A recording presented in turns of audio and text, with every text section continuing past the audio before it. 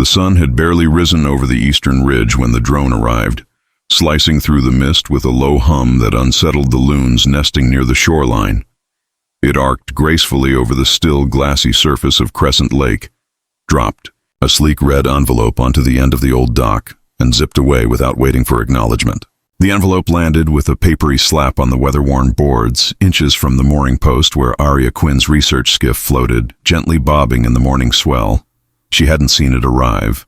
Her attention was fixed on calibrating, a worn spectrometer connected to a battery bank inside the skiff. Her hair, loose and tangled from another sleepless night in the attic-turned lab, blew across her cheek as she frowned into the lake's eerie calm. A week ago, her sensors had registered a tremor, a fluctuation in magnetic resonance below the lake bed. Just one reading, but it matched one from her grandfather's old notes, and now it was back, stronger. When she finally noticed the envelope, Aria sighed, rubbed her temples, and trudged barefoot down the dock. She opened it without ceremony. The stationery was thick and water-resistant, embossed with the logo of the Lakeside Meadows Homeowners Association, a circle of cattails surrounding a laughing sun, the kind of seal that looked whimsical on a brochure and bureaucratic in a courtroom. The violation notice was terse, printed in bold serif, notice of infraction, HOA code, 7-point, 14 Bune-authorized vessel moored at shared lake access. Remedy required, immediate. Removal within 48 hours. Failure to comply will result in daily fines of 500 credits, issued on behalf of an anonymous complainant. Aria read it twice, more amused than irritated. Unauthorized vessel. The phrase echoed in her mind with a strange irony. The skiff, faded and patched with bits of salvaged metal, looked about as threatening as a wounded duck, but its guts held sensor tech generations ahead of the HOA's understanding. If they knew what was nestled beneath its waterline, what she was building toward, they'd do more than send a paper threat. She folded the letter neatly and stuffed it into the side pocket of her tackle box. Anonymous, she muttered. Sure, Victor. It was no secret who led the HOA here. Victor Rausch, a recently retired investment banker with a fondness for regulation, power trips, and Sunday barbecues that left the shoreline strewn with plastic forks. He'd taken a particular interest in Aria ever since she inherited her grandfather's lake house last fall. She hadn't attended a single HOA meeting. That alone made her a target. From across the water, at the tip of the cul-de-sac's more lavish peninsula homes, Aria caught the glint of sunlight bouncing off high-powered binocular lenses. A figure in a bathrobe waved at her. Victor, unmistakably smug, his gesture as condescending as a parent praising a child for cleaning up their toys. She didn't wave back. Instead, she crouched beside the skiff, ran her fingers along the edge of the hull, and whispered, "They think this is about a boat." A soft chime from her wristpad confirmed what she already suspected. The energy anomaly under the lake had grown by 0.8%. Not enough to trip public sensors, but enough to confirm it wasn't a glitch. Something real was stirring beneath the thermocline. Aria stood, cracked her knuckles, and scanned the lake's surface, serene, shallow, and utterly deceptive. The HOA wanted her gone in 48 hours. That was fine. She only needed 24. By then, either the anomaly would open, or she'd be gone chasing it. She gave Victor one last glance. "Enjoy your lake," she said under her breath, smiling. "While it's still yours." The old steamer trunk was heavier than Aria remembered. Dust coated its leather like ancient frost, and the brass corners were green with age. She dragged it into the center of the basement, the floorboards groaning overhead as the lake house settled into its nightly hush. The space had once been her grandfather's private study, a cluttered cavern filled with charts, models, and endless shelves of star maps. She called it the Stargazer's Cellar, partly in jest, partly in awe. Tonight, she was here not to reminisce, but to prove a point. The HOA letter had been an annoyance, but Victor's smug wave across the lake had ignited something deeper, a defiant instinct she hadn't felt in years, not since her doctoral committee laughed off her first paper on non-Euclidean gravitational apertures. There was something else, too, a hunch, an itch in the back of her mind that had started the moment she saw the word unauthorized. Her grandfather, Elias Quinn, hadn't been just a physicist. He had been an explorer of the strange, equal parts scientist and mythologist. And he had always spoken of Crescent Lake as something more than a body of water. A veil-thin boundary, he once said, between here and somewhere else. His journals were filled with references to anomalies under the lake, all logged, with the same obsession as his observations of lunar eclipses or solar flares. As a child, Arya used to sit on this very floor while he thumbed through parchment maps and muttered equations to himself. When he disappeared during an Antarctic research expedition in 1991, presumed lost in a blizzard, the house fell silent for good. Her parents had left it sealed. Only last year, after their passing, did Arya inherit the lake house, and with it, the unfinished work of a man who saw the universe as a door waiting to be opened. She unlatched the trunk. It creaked as the lid rose, revealing a chaotic archive of Elias's obsessions, bundled notebooks, faded photos, star charts scrawled with overlapping notations, and a telescope lens cracked in its frame. She sifted through the contents slowly, setting aside the items she recognized, and then, beneath a false bottom lined with copper mesh, her fingers struck something unfamiliar, a sealed gray tube, labeled in black marker, Crescent Holdings, Private. Arya snapped it open. Inside, tightly rolled and sealed with wax, was a document on yellowed paper with frayed edges. The script was precise, typed with a vintage mechanical typewriter. Her eyes scanned the title, Deed of Subsurface and Mineral Rights, County of Wexler. 1925 granted to Professor Elias Quinn coverage. Full legal ownership of all mineral, fluid, and anomalous subaqueous formations within Crescent Lake, extending to all depths, including any temporal or spatial apertures naturally occurring therein. Rights transferable by blood or written succession. No expiration. Arya stared at the wording. It wasn't just about oil or water access. The phrasing was bizarre, specific in ways no traditional property deed would ever include, especially in 1925. Apertures. Temporal formations. Her grandfather hadn't just known about the anomalies, he had planned for them, legally. She ran a quick scan with her wrist pad, verifying the holographic tag embedded in the paper's ink. The signature pinged back authentic. The deed had been filed and recorded in the county's ancient blockchain archive, a feature her grandfather had insisted on adapting to in his later years. It had never been revoked, never transferred. The rights were hers. The implications were staggering. Crescent Lake wasn't common property. It wasn't HOA controlled. She owned it, in full. Legally, the lake wasn't just water. It was private territory. Every dock, every fish trap, every anchored party barge, technically, trespassed on her domain. She rose slowly, the deed still glowing in her hand.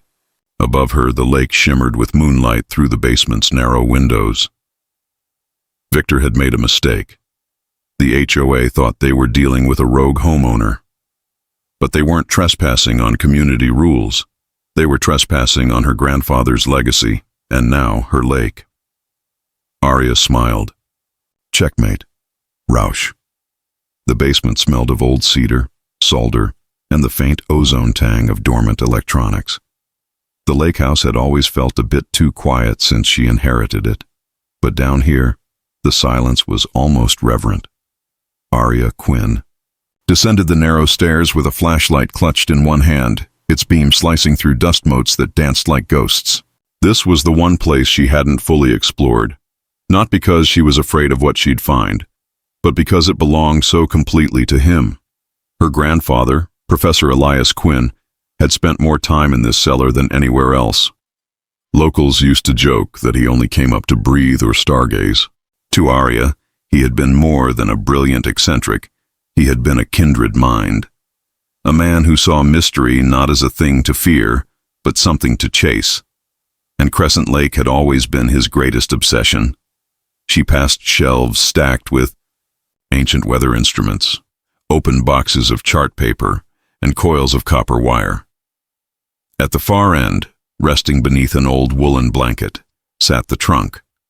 She hadn't opened it since the house became hers. Something about it always made her hesitate, like it might contain a part of him too sacred to disturb. Tonight she had a reason. That HOA letter had triggered more than irritation. It had pulled a memory from the recesses of her mind. A conversation, long ago, in this very room. Elias had mentioned something about ownership, about the lake being his in ways no one else could understand. At the time, she thought he meant emotionally, spiritually. But what if he had meant it literally?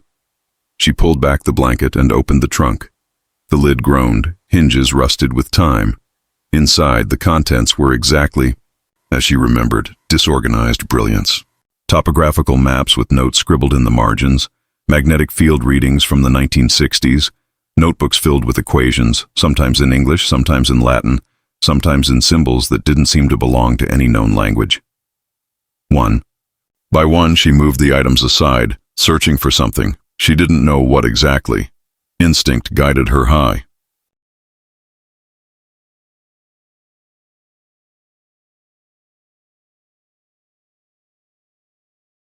Her heart beat faster as she unscrewed the cap and slid out the rolled parchment inside. The paper crackled as she unrolled it across the table, revealing a typed legal document with a wax-stamped seal. The ink had faded slightly, but the wording remained clear.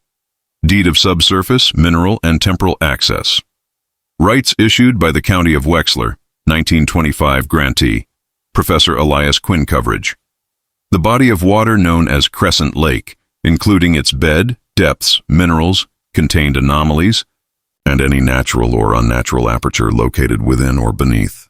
These rights are inherited by direct bloodline, binding in perpetuity, irrevocable unless voluntarily surrendered. She blinked. It sounded like a joke, except the county seal bore a verified signature ID, and when she ran a scan through her wrist pad, the file appeared in the public record archive, notarized and uncontested. It was real. It was binding. Arya slowly leaned back, stunned. Her grandfather had predicted something strange beneath the lake, enough to secure rights not only to the water and earth, but to apertures. No modern deed would include language like that, not unless the issuer knew or suspected what Elias had been studying. Her hand trembled slightly as she turned off the flashlight. The blue glow from her wrist pad lit up the deed, casting strange shadows across the old floor. Victor Rausch had sent her a warning, but he didn't know the truth. She didn't just own the boat. She didn't just live on the lake. She owned the lake. Every inch of it, legally, scientifically, and perhaps even cosmologically. The HOA had no idea the game they were playing. The next morning, the lake was cloaked in mist, thick and slow-moving like a living thing. Arya stood at the edge of the dock, the cool wood damp beneath her bare feet, her mind still reeling from what she'd discovered the night before. In her hand was the deed, scanned, authenticated, and now duplicated 3 times over, with one copy uploaded to a secure cloud node and another routed to her lawyer in Boston, just in case. She wasn't taking any chances. The HOA had made the first move, but now it was her turn.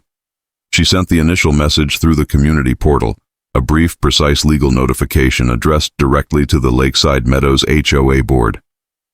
It read, "To whom it may concern, please be advised that the vessel located at Dock 7A is moored with the full authority of the legal owner of Crescent Lake, including its bed, depths, and surrounding waters, as stipulated in the original deed recorded in Wexler County, 1925. For your records, a certified copy of the deed has been attached. Any future notices of violation concerning said vessel will be considered harassment and treated accordingly. Respectfully, Arya Quinn, beneficiary and legal owner, Crescent Holdings." She signed it digitally, then sat back in her chair with a hot mug of tea and waited. The response came faster than expected. Within 2 hours, a new drone arrived, sleeker this time, with a more official decal on its wings. It dropped a second envelope onto her dock, but Arya didn't bother opening it right away. She brought it inside, scanned the contents into her system, and let her AI assistant parse the legal jargon. As expected, it was a vague letter expressing concern about the validity of her claim and requesting an informal meeting to clarify property boundaries. She snorted. Clarify. That was Victor's way of saying reassert control. She knew him too well. Victor Rausch wasn't just some bored retiree with a clipboard and a superiority complex. He'd been an investment strategist for a mega firm in the inner belt. He was used to manipulating systems, bending rules to make them serve his purposes, and now he'd assumed that Aria was a fringe case, some lakeside eccentric who could be bullied into compliance. But he'd underestimated her, just like her peers at the university, just like the grant committees who called her work unfalsifiable and speculative fantasy. This wasn't about boats or docks anymore. This was about power, and Victor hated losing it. By mid-afternoon, the air around the lake had cleared, and Aria took her skiff out onto the water. She didn't go far, just to the central shelf where the lake's bottom dropped into a narrow trench. That's where the readings had spiked. She reactivated the spectrometer, lowered the probe, and watched as it disappeared into the murk. Her HUD flickered to life with a low hum. There it was again, the energy anomaly. Stronger now, rhythmic, almost pulsing. It reminded her of a heartbeat. She recorded everything, not just the numbers, but the patterns, the frequency shifts, the fluctuations in gravity that no known natural process could explain. Something was breathing down there, something vast and old, and not entirely of this earth. She glanced toward the shoreline where the HOA's fishing club had begun to gather. Half a dozen pontoon boats with flashy decals and racks of overpriced gear. They hadn't received the memo yet, or maybe they had and chose to ignore it. That wouldn't last. Soon Victor would know what she knew. She smiled, adjusted the throttle, and turned back toward her dock. If they didn't believe she owned the lake now, they were going to learn the hard way. The letter Aria drafted that evening was less polite than the last. She made sure of it. It was direct, concise, and laced with every legal citation she could muster, including the historical precedents of mineral and subaqueous ownership rights under Wexler County law. She included scans of the 1925 deed, verification, from the current land registry system, and a notarized statement from a legal historian who had reviewed the language and confirmed its validity. She even bolded a line in the middle of the letter. Effective immediately, any individual or organization utilizing Crescent Lake without the consent of its legal owner will be subject to formal notice of trespass and potential legal action under Code 8.33 of the Lakes and Waterways Protection Act, as amended 2071. She made sure it was unambiguous. Then she sent it, not just to the HOA board, but to the Wexler County Land and Zoning Department, the regional environmental agency, and, for good measure, to the local paper's community reporter, who had once written a fluff piece about her grandfather's lake house. She wanted Victor to know. This wasn't just a counterstrike. This was a takeover. The next morning, she woke to 6 unread messages, a flagged voicemail from the HOA attorney, and, more amusingly, a post in the local community forum titled, "Mysterious Ownership Dispute Threatens HOA Fishing Program." It included a blurry drone image of her skiff, the dock, and an exaggerated digital boundary line drawn with bright red pixels, as if to cast her as the villain in some suburban melodrama. She laughed out loud. Let them gossip. Let them panic. It wasn't even noon when she heard the unmistakable buzz of boat engines. She stepped outside and saw the familiar cluster of the HOA's fishing club, sun hats, tackle boxes, and overpriced coolers, motoring toward their usual spot near the trench. She waited until they were anchored and settled before sending the next volley.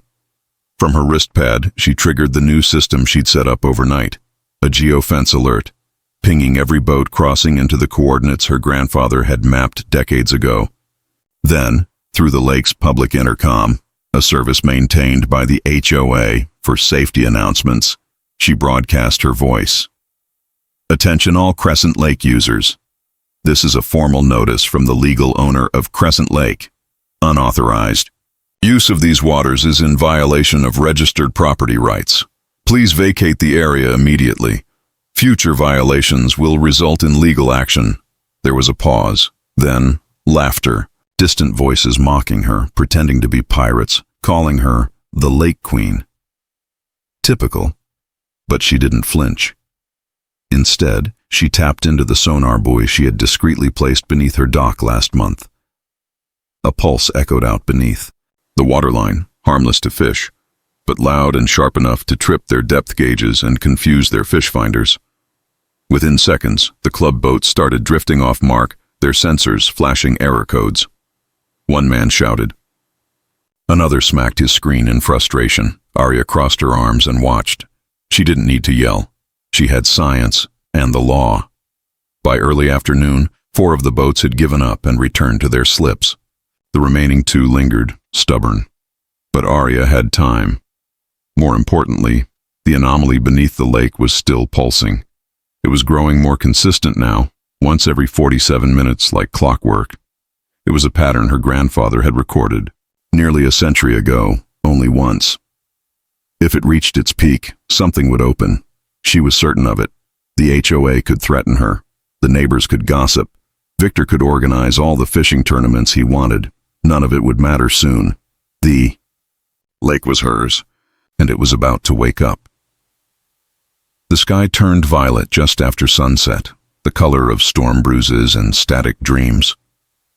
Arya stood barefoot on the dock, her eyes fixed on the heart of Crescent Lake where the water no longer lay still. The anomaly had entered its final phase. Every reading from her equipment, electromagnetic, gravitational, even ambient sound, pointed to the same thing. A threshold was forming. A gate. Or maybe a wound. She had seen it coming for days. The pulses had grown stronger and sharper, peaking every 47 minutes without fail. But now they weren't pulses anymore. They were signals, coherent patterns of information humming beneath. The surface resonating with the deepest strata of the lake bed. And tonight, the signal changed frequency. It no longer pulsed outward. It called inward, like a lighthouse drawing something home. Arya adjusted the tuning on the skiff's core module. The sonar feed displayed waveforms that no natural formation could produce, curved symmetries,